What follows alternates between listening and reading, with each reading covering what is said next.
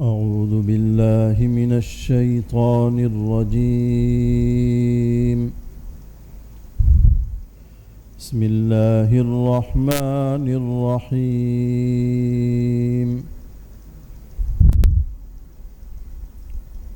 والتين والزيتون وطور سينين وهذا البلد الأمين. لقد خلقنا الإنسان في أحسن تقويم ثم رددناه أسفل سافلين إلا الذين آمنوا وعملوا الصالحات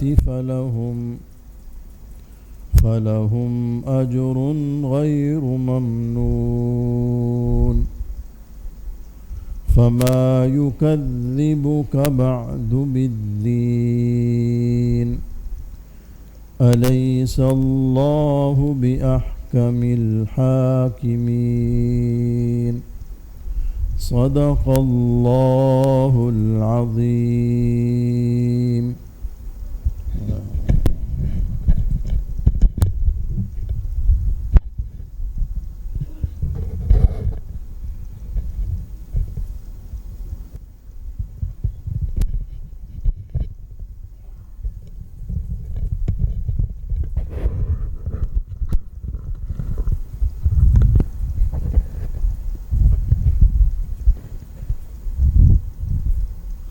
السلام علیکم ورحمۃ اللہ وبرکاتہ.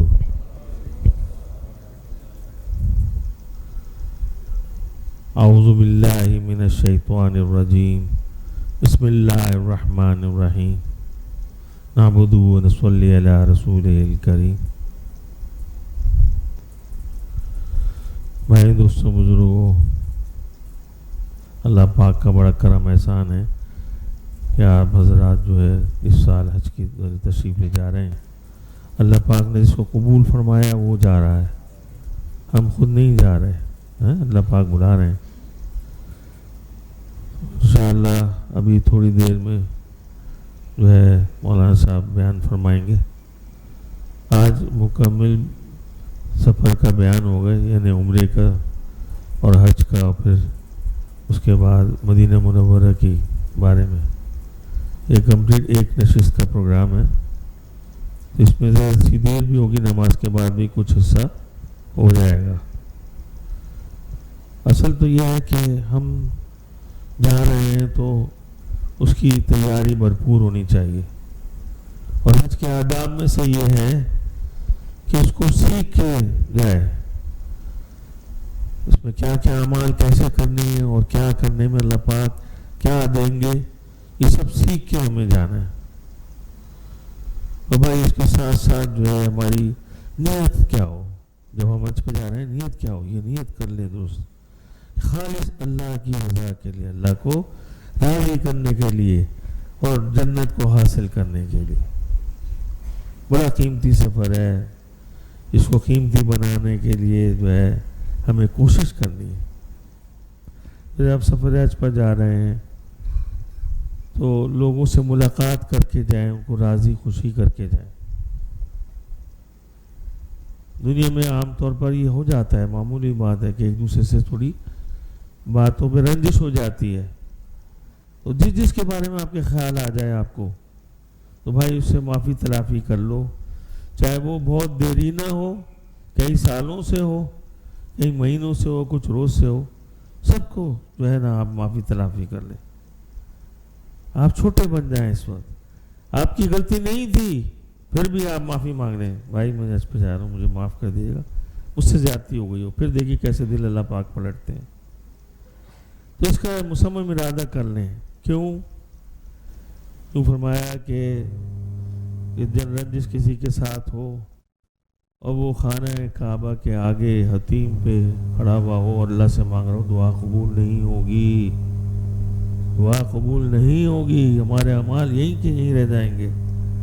کتنی سخت محرومی کی بات ہے کہ اتنا خرچہ کر کے اپنے گھر کو قربانی کر کے اپنے گھروں کے آرام بستر کو چھوڑ کے ایک مشقت کے سفر پہ جا رہے ہیں اللہ کو راضی کرنے، اور ہماری نیتیں درست نہ ہوں اور ہم یہ نمازوں کے ساتھ چلے جائیں، کسی کے ناراضگی ہو، بھائی دور پڑے گی ناراضگی ہو، آپ کسی طرح اس کو راضی کریں گے نا انشاءاللہ اس کی کوشش۔ بھائی آپ لوگ جو ہیں اللہ پاک ہمیں معاف فرمائے، ہم چھوٹے بن جائیں، اس وقت ہماری غلطی نہیں تھی، ہمارے ساتھ زیادتی ہوئی ہے، پھر بھی بھائی غلطی ہو گئی، زیادتی ہو گئی آپ کہہ دیں، اور کسی نے اگر اپنا اللہ پاک نے کیا فرمایا، حضور پاک صلی اللہ علیہ وسلم حدیث میں آیا ہے، اپنا حق بھی اگر کسی کے لیے اس بات کے لیے کہ راضی ہو جائے، وہ اپنا حق بھی چھوڑ دیا نا، اللہ پاک کے نبی نے وعدہ فرمایا کہ اللہ پاک اسے بیچ جنت میں بغیر جو بے جوڑ موتی کا محل عطا فرمائیں گے۔ تو اتنی بڑی جنت میں ہمارے محل بنتے جائیں، کیا ہمیں منظور نہیں؟ تو بھائی اس بات کی سب کوشش کریں گے نا انشاءاللہ، اور پھر وہاں جا کر حج کے آدابوں میں اپنی نظر کی حفاظت کرنی ہے۔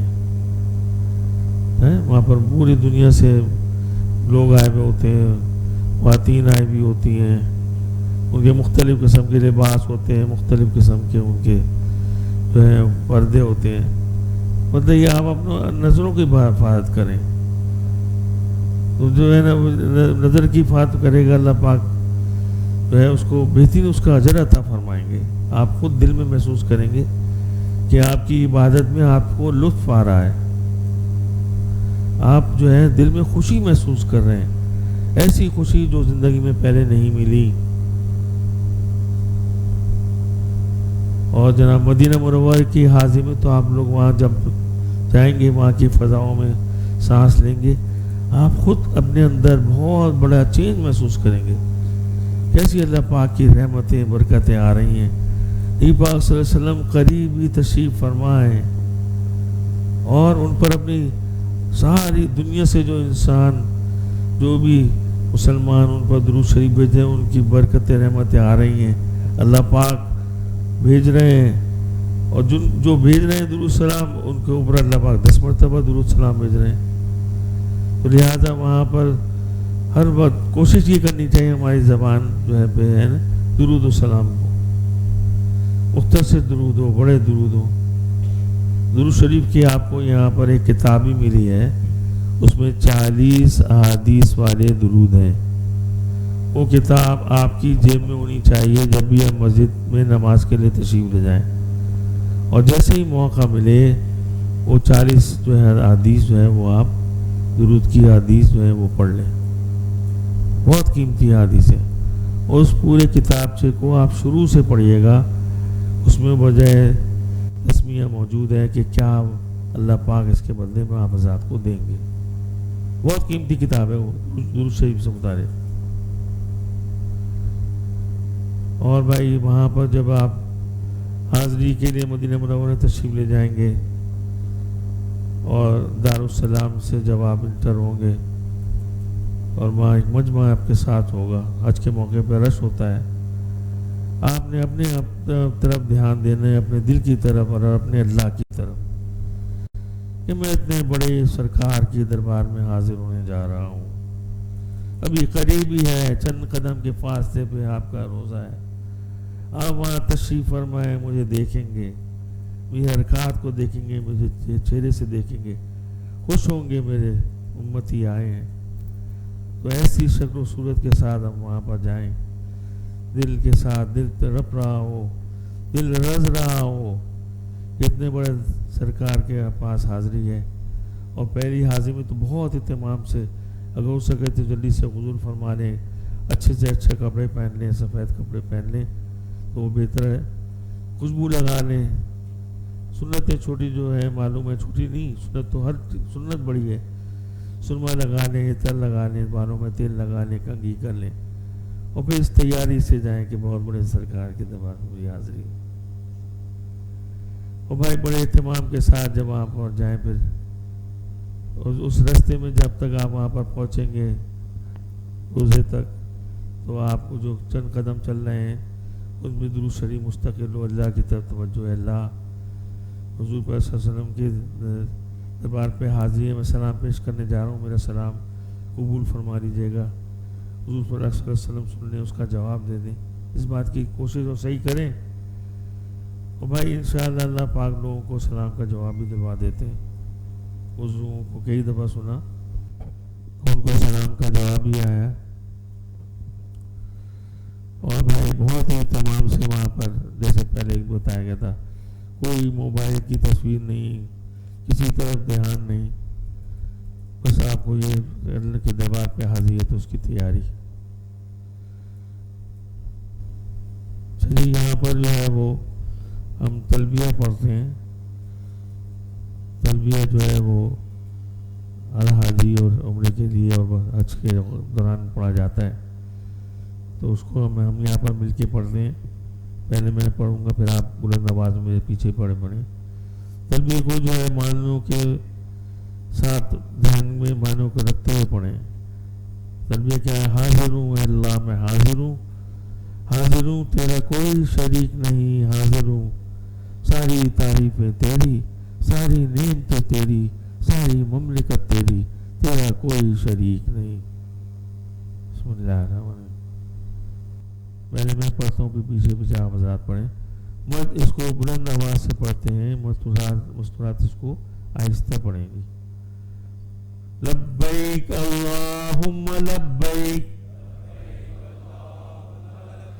لبیک لا شریک لک لبیک، ان الحمد والنعمت لک والملک لا شریک لک، لبیک اللہم لبیک، لبیک لا شریک لک لبیک، ان الحمد والنعمت لک والملک لا شریک لک، لبیک اللہم لبیک، لبیک لا شریک لک لبیک، ان الحمد والنعمت لک والملک لا شریک لک۔ اللہم صلی علی محمد وعلی آل محمد کما صلیت علی ابراہیم وعلی آل ابراہیم انک حمید مجید۔ اللہم بارک علی محمد وعلی آل محمد کما بارکت علی ابراہیم وعلی آل ابراہیم انک حمید مجید۔ لبیک اللہم لبیک، لبیک لا شریک لک لبیک، ان الحمد والنعمت لک والملک لا شریک لک، لبیک اللہم لبیک، لبیک لا شریک لک لبیک، ان الحمد والنعمت لک والملک لا شریک لک، لبیک اللہم لبیک، لبیک لا شریک لک لبیک، ان الحمد والنعمت لک والملک لا شریک لک۔ اللہم صلی علی محمد وعلی آل محمد کما صلیت علی ابراہیم وعلی آل ابراہیم انک حمید مجید۔ اللہم بارک علی محمد وعلی آل محمد کما بارکت علی ابراہیم وعلی آل ابراہیم انک حمید مجید۔ یہاں لبیک اس لیے جو ہے بار بار پڑھائی جاتی ہے کہ وہاں آپ حضرات کو یاد رہے اور کوئی وہاں پر کوئی جھجک یا شرم محسوس نہ کرے پڑھنے میں کہ میں زور سے پڑھ رہا ہوں، سب میری طرف دیکھیں گے، متوجہ ہو جائیں گے۔ نہیں، یہ فائدے والی چیز ہے، ان کو بھی یاد آ جائے گا، وہ بھی پڑھنے لگیں، آپ کا اجر و ثواب بہت بڑھ گیا۔ اور یہ فرمایا ہے کہ جب حاجی لبیک پڑھتا ہے تو اس کے دائیں اور بائیں طرف حد نگاہ تک جو بھی کنکر پتھر درخت اللہ کی مخلوقات ہیں وہ سب اس کے ساتھ لبیک پڑھتی ہیں، تو آپ کو جو ہے اس کا بھی جو ثواب مل رہا ہے۔ اب ہم مل کے ایک آواز سے پڑھتے ہیں، بسم اللہ الرحمن الرحیم، میرے ساتھ ہم آواز پڑھیں، بسم اللہ الرحمن الرحیم۔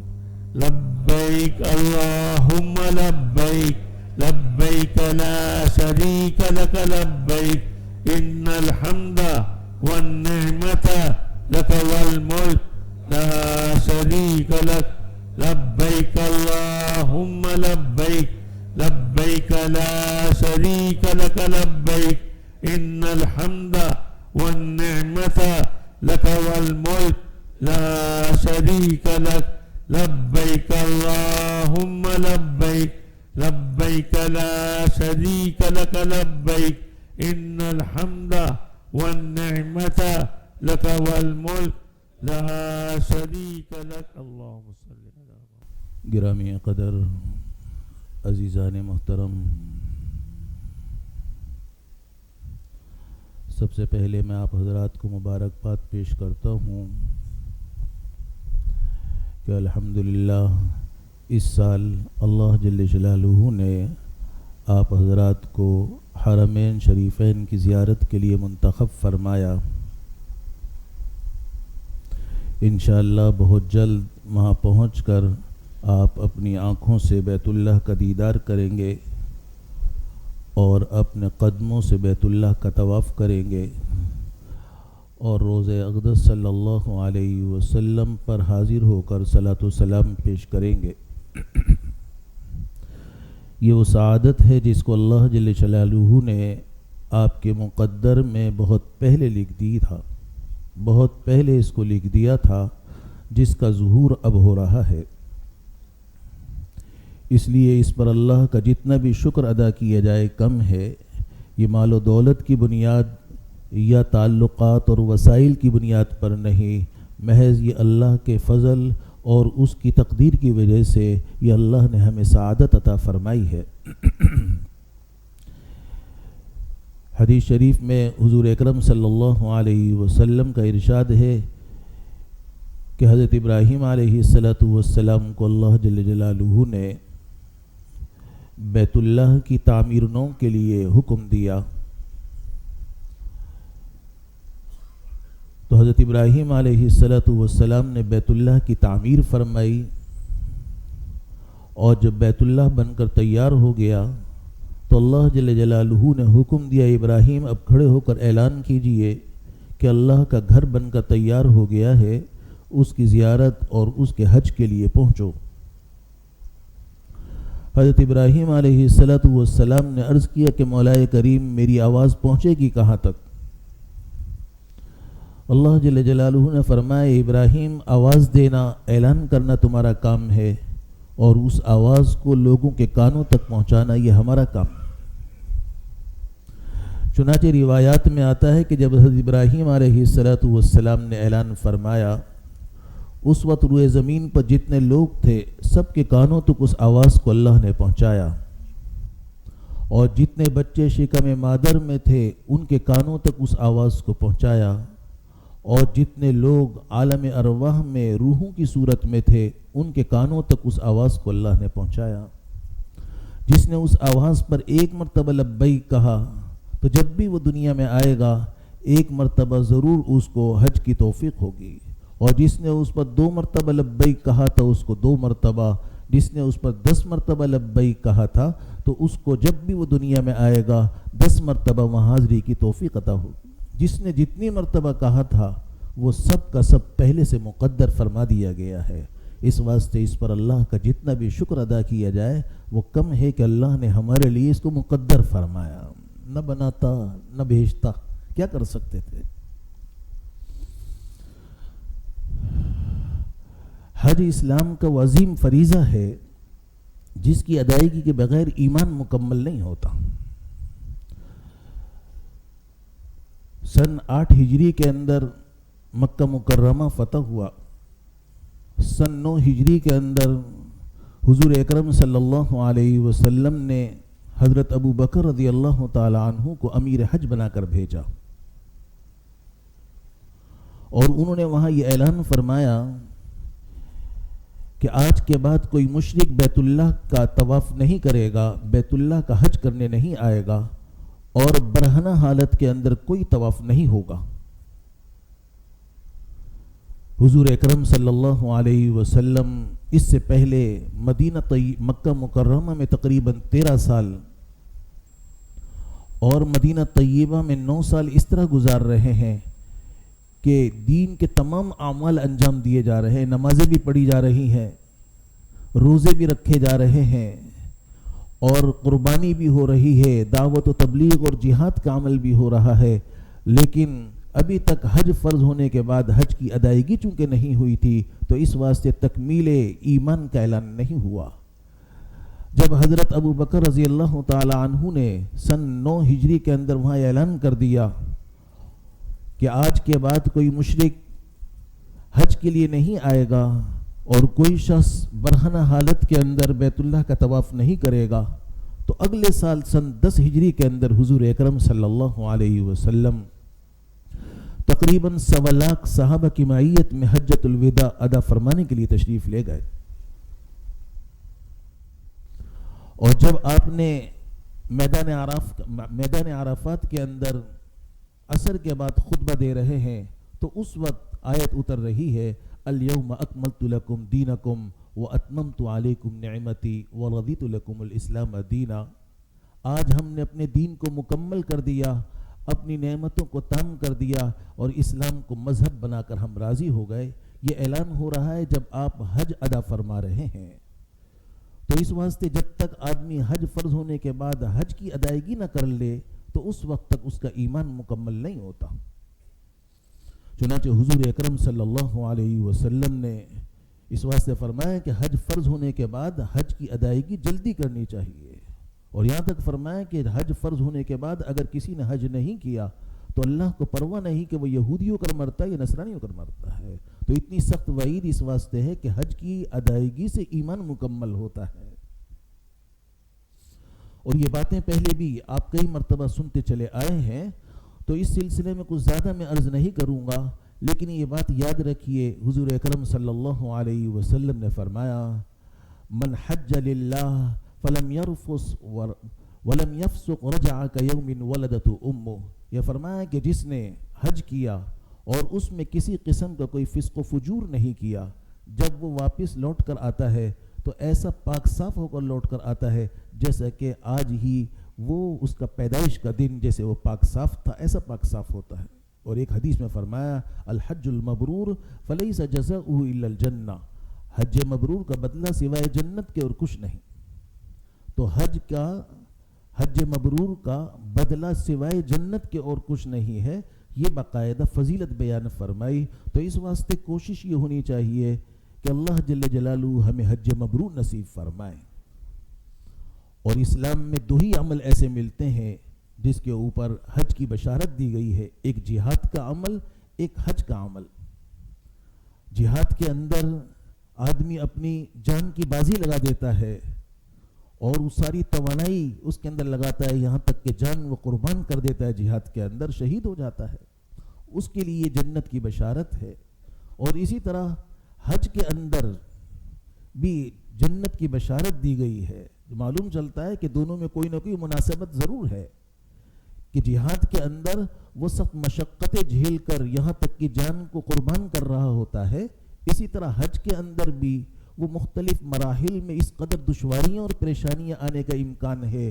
اگر کوئی ان دشواریوں اور پریشانیوں کو حسن خوبی سے، ان اعمال کو حسن خوبی سے سنت کے مطابق ادا کر کے گزر جائے تو گویا کہ اس نے حج مبرور کی سعادت اس کو نصیب ہوگی، گویا کہ اس نے اس مشقت کو، اس پورے مرحلے کو سنت کے مطابق گزارا۔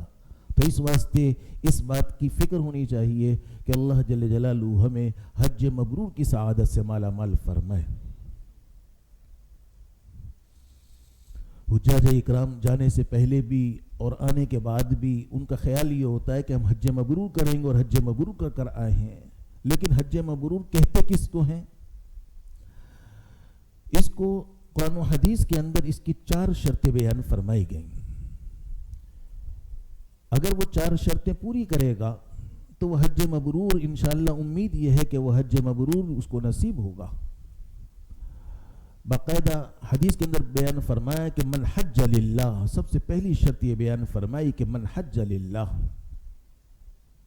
جو حج اللہ کے لیے کیا جائے، اس کے اندر کسی قسم کا نام و نمود، دکھاوا یا کوئی شہرت مقصود نہ ہو، اور اس سے محض گھومنا پھرنا تفریح کرنا مقصود نہ ہو، حج محض گنتی کروانا مقصود نہ ہو، کوئی تجارت مقصود نہ ہو، بلکہ صرف یہ مقصود ہو کہ اللہ کا اس حکم کو پورا، اللہ کے اس حکم کو پورا کرنا ہے اور فریضہ حج کی ادائیگی محض اللہ کو راضی کرنے کے لیے کرنی. اگر یہ کسی نے شرط پوری کی تو سب سے اہم شرط پوری کی اس نے، اور اگر کسی نے اس شرط کو ضائع کر دیا تو گویا کہ سارے عمل کو اس نے ضائع کر دیا.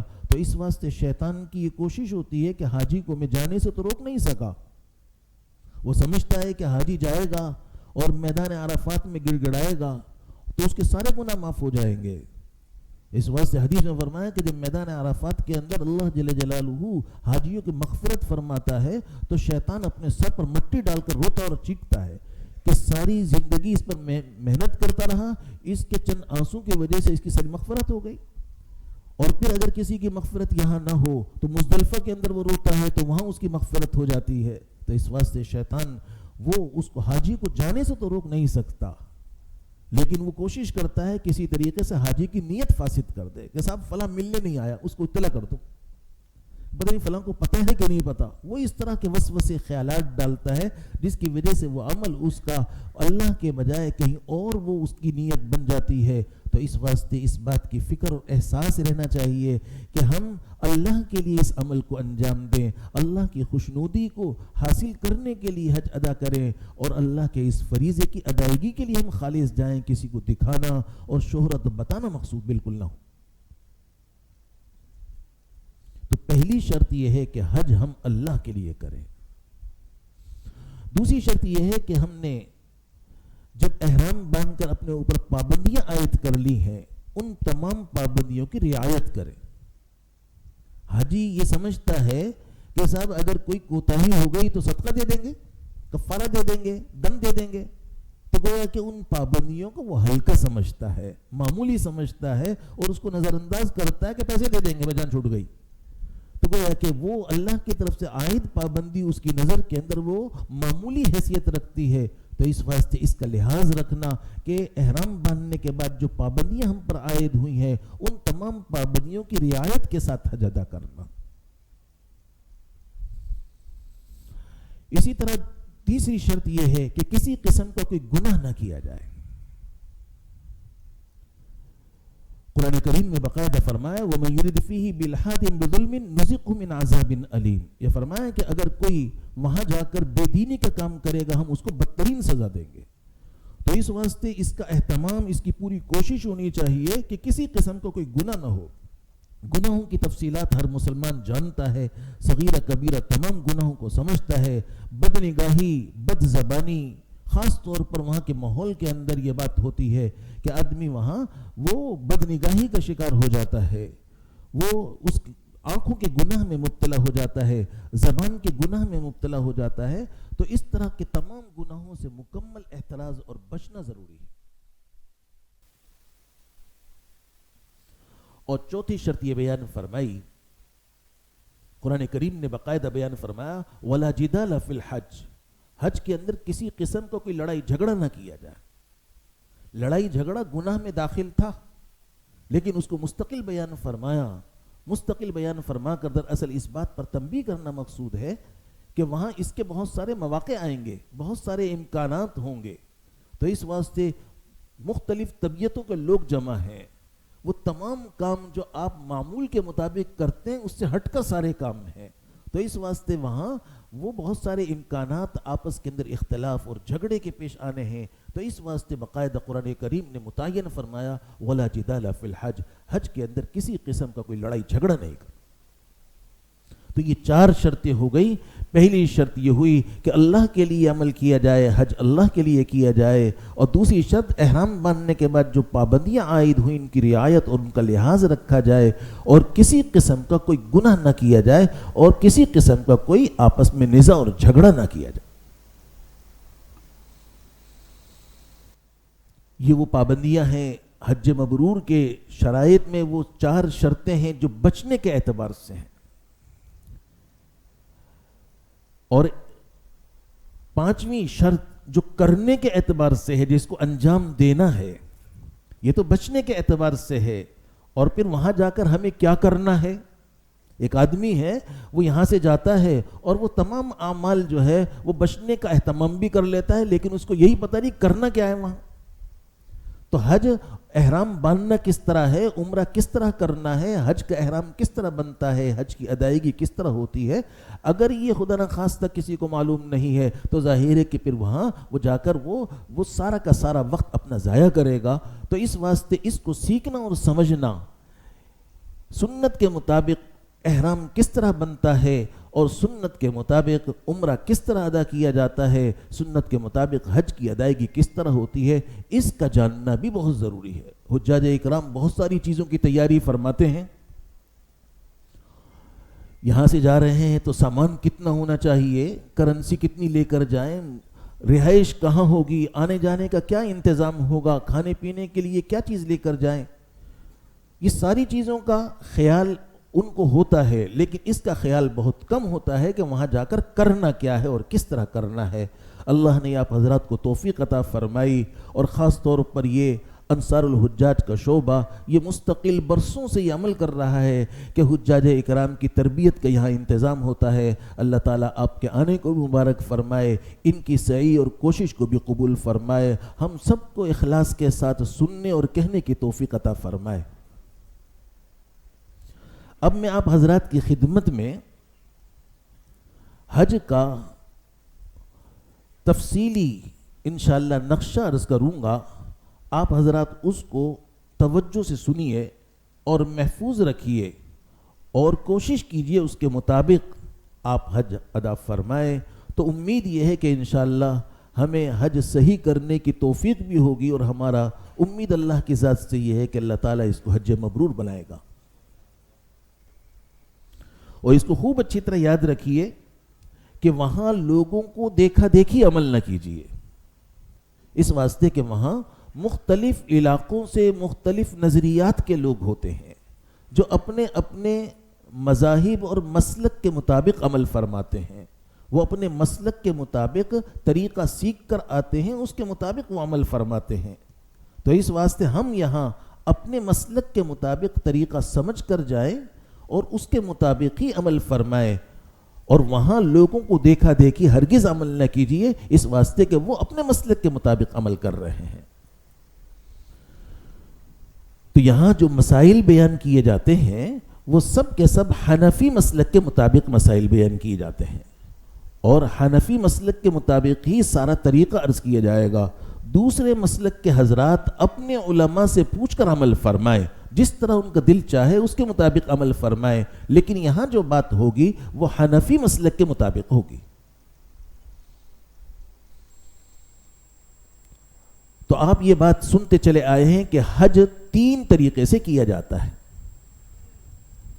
اور ان 3 طریقوں میں سے جس طریقے سے بھی فریضہ حج ادا کریں گے تو 3 طریقوں میں سے جس طریقوں کو بھی اختیار کریں گے تو فریضہ حج ادا ہو جائے گا. البتہ کرنے کے اعتبار سے اور فضیلت کے اعتبار سے تھوڑا تھوڑا فرق ہے.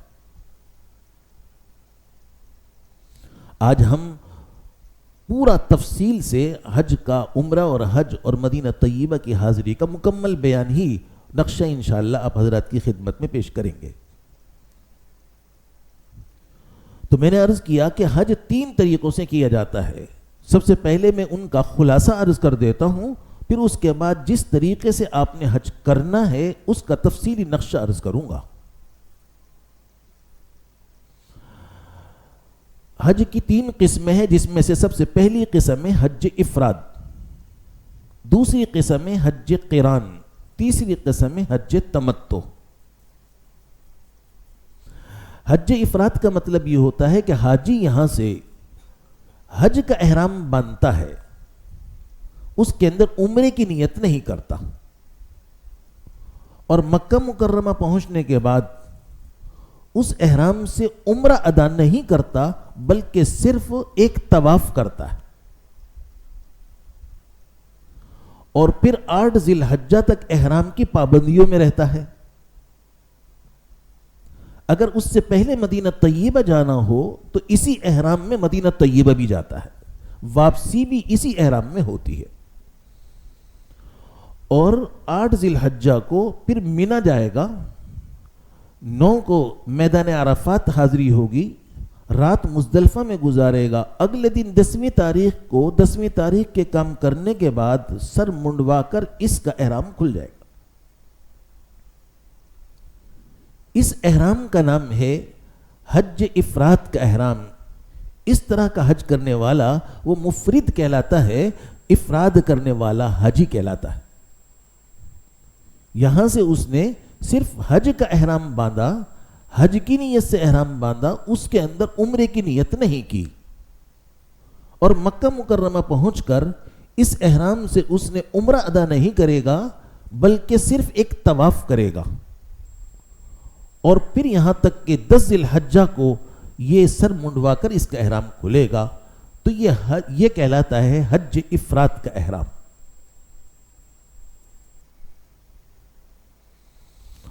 جو حضرات حج بدل کے لیے جا رہے ہیں وہ اسی قسم کا یعنی حج افراد ہی کا احرام باندھیں گے۔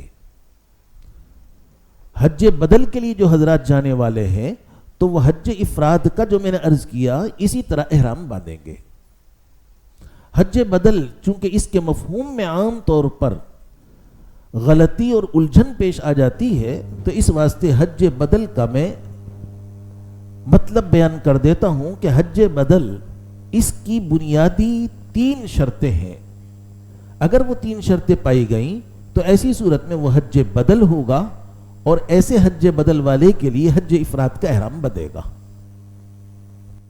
لیکن اگر اس میں سے کوئی شرط نہیں پائی گئی تو ایسی صورت کے اندر وہ حج بدل شرعی نہیں بلکہ حج نفل ہوگا، تو اس کے لیے حج افراد کا احرام باندھنا کوئی ضروری نہیں، بلکہ حج کی 3 قسموں میں سے جس قسم کا احرام باندھنا چاہے باندھ سکتا ہے۔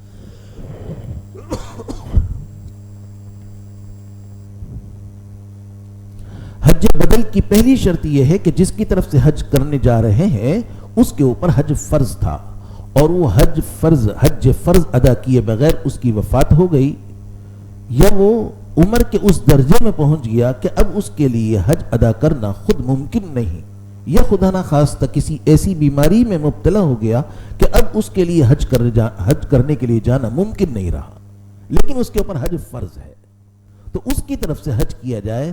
تو یہ پہلی شرط ہے حج بدل کی، جس کی طرف سے حج کیا جا رہا ہے اس کے اوپر حج فرض تھا اور اس نے اس کو ادا نہیں کیا۔ دوسری شرط یہ ہے کہ اس مرنے والے نے وصیت کی ہو کہ میری طرف سے حج کرا دیا جائے، اور اگر اس نے وصیت نہیں کی تو ایسی صورت کے اندر وہ حج بدل شرعی نہیں ہوگا بلکہ حج نفل ہوگا۔